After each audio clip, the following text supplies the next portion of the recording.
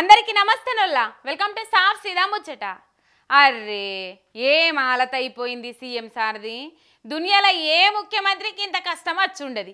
ఎవ్వలైనా ముఖ్యమంత్రుల పేర్లు చెప్తుంటే ఎవ్వరికైనా వైబ్రేషన్ వస్తుంది. కానీ అదేందో మన తెలంగాణ సీఎం పేరే ఆదుకుంటలేదు ఎవ్వరికి. సినిమాల కాన్ నుంచి ముఖ్యమంత్రి పక్క పొంటే ఉండేటోళ్ళ దాకా ఎవ్వరికి స్టేజీల మీద ఆయన పేరేందో యాదుకొస్తలేదు.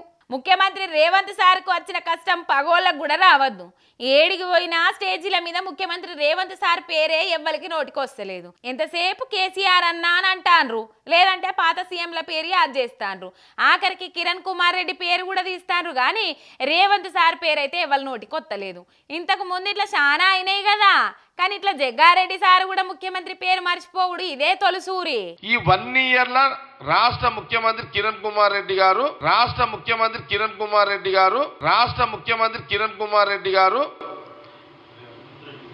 రేవంత్ రెడ్డి గారు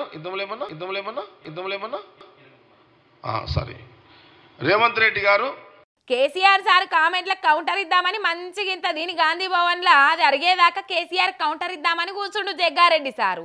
కానీ ఆడ చూస్తేనేమో ఫ్లోలా సీఎం రేవంత్ రెడ్డి అనే దానికి బదులు మర్చిపోయి మా ముఖ్యమంత్రి కిరణ్ కుమార్ రెడ్డి అన్నాడు. రేవంత్ రెడ్డి సారు అని కిందున్న విలేకరులు యాద్ చేసుకో వరకు నాలుక గరుచుకొని అయ్యో యాది మరిచినా అని మళ్ళీ స్పీచ్ కంటిన్యూ చేసిండు. నిన్నటికి నిన్న ముఖ్యమంత్రి మహబూబ్ నగర్ జిల్లాలో బడి వార్షికోత్సవానికి పోతే ఆడ కూడా పేరు మరిచిండ్రు. ఇక మొన్న తెలుగు మహాసభల్లో కూడా రేవంత్ రెడ్డి సార్ పేరు యాంకర్కు గుర్తురాలే. సినిమాల ఫంక్షన్ల యాంకర్లకు కూడా రేవంత్ సార్ పేరు యాదికి రాక మర్చిపోతాన్రు. మరి ఇంతమంది ఇట్లా ముఖ్యమంత్రి పేరు మరుస్తుండ్రంటే కావాలని చేస్తుండ్రా, నిజంగానే ముఖ్యమంత్రిగా రేవంత్ సార్ ఎవ్వరికి గుర్తులేని అనామకుడైపోయిండా అని అనుమానాలు వస్తున్నాయట ఇవన్నీ చూస్తున్న జనాలకు.